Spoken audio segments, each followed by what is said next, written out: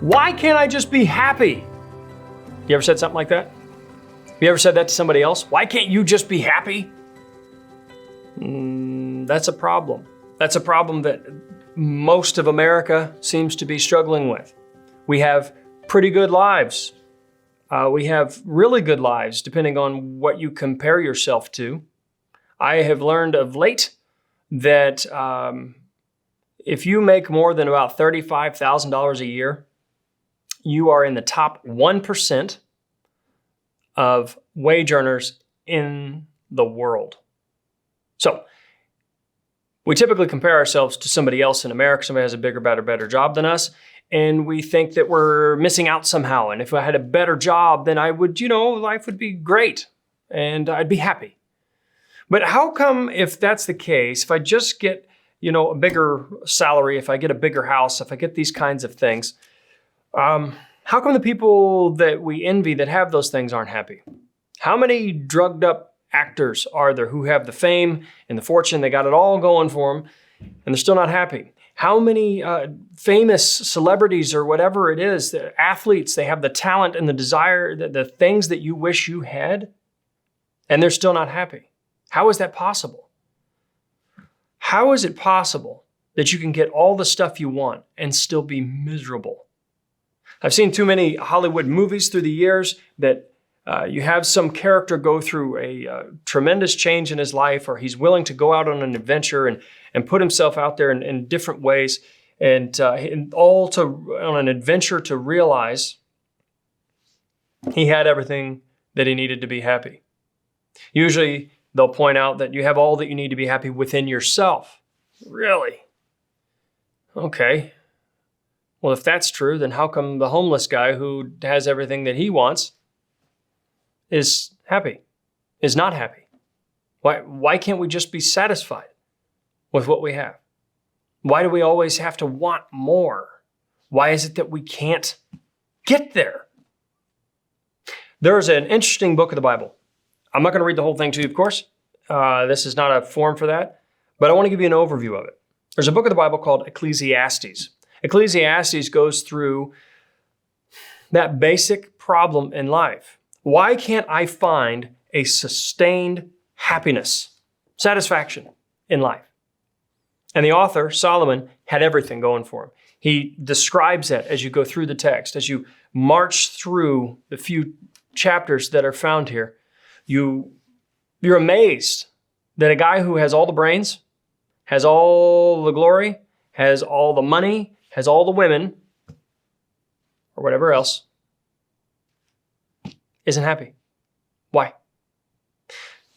Because the big thing that we miss so often and that we don't make the connection to is that this world is broken. And you're looking for happiness in a place that will never be able to provide that. Now, of course, you can get momentary happiness. You can get a season of happiness. You can find a section of your life where everything seems good. And then a lot of times what happens is you grow past that section, you find that you're disgruntled, and you start looking back with nostalgia, thinking that you were perfectly happy and satisfied then, when you really weren't. You just don't remember anymore. What we find, though, is that this world was subjected to futility in the garden during the fall. Not a message most people want to agree with. We don't want to believe that humanity made choices that screwed everything up. We want to believe that mankind is essentially good, and that if we can just kind of arrive at a place of consistent happiness, then we'll be great to everyone around us. But is that a condition that we can actually live in, that we can abide in? Solomon says in Ecclesiastes chapter 1, just kicking it off in verse 2, he says, vanity of vanities, all is vanity. All of it fails to give me a progression towards the goal of being satisfied. I can learn just about everything and not be satisfied. We know that, of course, in this information age. The more you know, many times there's just a burden on you, the burden of knowledge. Sometimes people are very happy because they have a limited scope They don't know the whole story. They don't really know what's going on, so they're happy.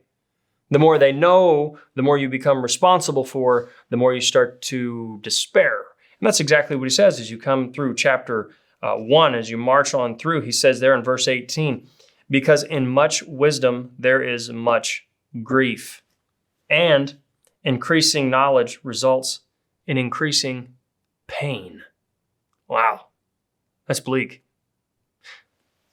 Could it be, as I said, that we are looking for something in this life that cannot be ultimately sustained?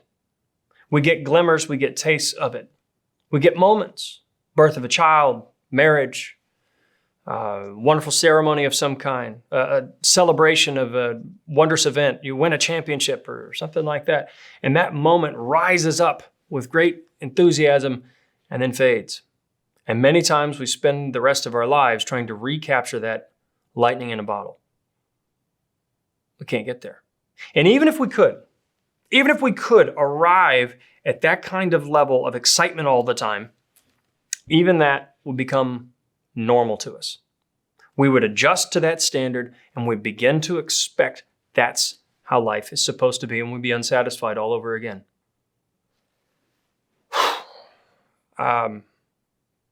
This world is truly broken. So what do we do with a desire that can't be totally fulfilled? What the world often does, which is what I think Solomon really does in Ecclesiastes, is he pursues one thing after another, hoping that it can distract him. Well, not yet. He's pursuing these things, hoping they can give him that satisfaction. What he's doing along the way, though, and the reason why we're happy for a season is because we're distracted by the busyness of life. He mentions that as you march through later chapters, that one of the things that we find so satisfying is just the pure euphoria of doing a job. You mow the grass, you feel satisfied for a moment. You have a good hair day and you're satisfied for a moment. You know, you have things go your way and you're satisfied for a moment, but that has to fade. You have to come back to reality.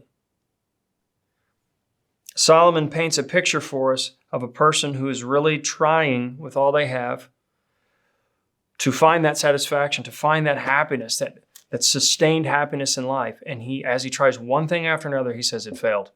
It failed. It failed. Read Ecclesiastes, having that in mind. Read Ecclesiastes and consider your own pursuits of happiness. And you'll find that while he might say things a little bit different than you, and he might even see further down the road than you to find the actual conclusion of things, like when he says in chapter 2, verse 1, he goes out and he tests himself with pleasure. I mean, that's quite a lot of what we do in our culture today. He says, so enjoy yourself. And behold, that too was futility. And I said of laughter, a lot of us pursue just the laughs. He said it's madness. What does it accomplish? I explored with my mind how to stimulate my body with wine. So he tries the drug route. Then he tries the workaholic route. Verse 4, enlarged his works, did all kinds of things, did things way beyond the scope of my ability. It says down in verse 7, it's the acquisition of more things. He bought male and female slaves and had homeborn slaves. And he had possessions and flocks. He had all the property, all the money, and herds that were larger than all who preceded me in Jerusalem. He collected silver and gold, and he provided for himself male and female singers and the pleasures of men, and he concubines. Then he became great. He accomplished so much. In his own time and place, he was the big man. He says there now in verse 10 of chapter 2, even though his wisdom stood with him, even though he never lost his mind with all this stuff, it says, all that my eyes desired, I did not refuse them. I did not withhold from my heart any pleasure, for my heart was pleased because of all my labor, and this was my reward for all my labor. So all the activity that we get caught up in, that we get in our pursuit of this goal, that goal, the other. When you get to the top of that particular mountain, when you get to the end of that rainbow, the only reward is really just that process of getting there. But if you actually get there, and many of us never do, if you actually get there, you come to this conclusion, which is verse 11. Thus I considered all my activities which my hands had done and the labor which I had exerted, and behold, all was awesome and amazing, and I was happy eternally. No. All was vanity and striving after wind, and there was no profit, no ultimate gain under the sun. Don't bind your hopes up in a place where you'll never be satisfied. Another way to say it is, don't lay up treasures on earth where moth and rust destroy. Recognize, believe that that is true. That this world is a world that is subject to decay. And you cannot find that happiness here.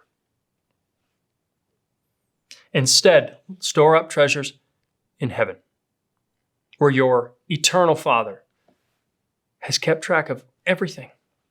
And He has an inheritance waiting for you that cannot be corrupted and cannot be destroyed and cannot be taken from you. Store up treasures in heaven, where moth and rust cannot destroy, can't even reach it. Ecclesiastes is a wonderful tragedy. These things happened as examples for us so that we who live in the end of the ages might know how to live with skill and wisdom. March through Ecclesiastes. Stare into your own casket as you do so. Look at the end of your life. Consider the route that you're going in all your pursuits. Consider. Don't just get distracted with the stuff of life in the pursuit of a random goal. Have something deeper than that. Knowing full well that even if you get to be that champion that you imagine you'll be happy if you get there that you'll be. Don't just live that way as though somehow you're going to find it. You're going to find satisfaction. You know better than that. You've seen it over and over again. One famous person, one standout after another that overdoses, despairs of life, commits suicide, on and on it goes. It's amazing how redundant it is. Instead, live with your eyes open, paying attention, knowing that these things don't give a lasting satisfaction, knowing that only God can provide that. That's Solomon's conclusion when you come to the end of Ecclesiastes in chapter 12. He said, when it's all been said and done, when everything's been heard, fear God and keep His commandments. Stop trying to find the way around this grand reality. You will not find ultimate happiness in this world. Guarantee it. It's kind of bleak, I know, but it's only bleak if you fail to look up. If you look up and you place your hope on Jesus Christ and you stand on that solid rock, the bleakness goes away. And yes, you're going to go up and down. You're going to feel the up and down. You're going to feel the depression and other things that other people feel, but you have a hope beyond the screen, the veil of this world. And there you will find great joy that will sustain you throughout your life. Thank you for joining me. I'll see you another time.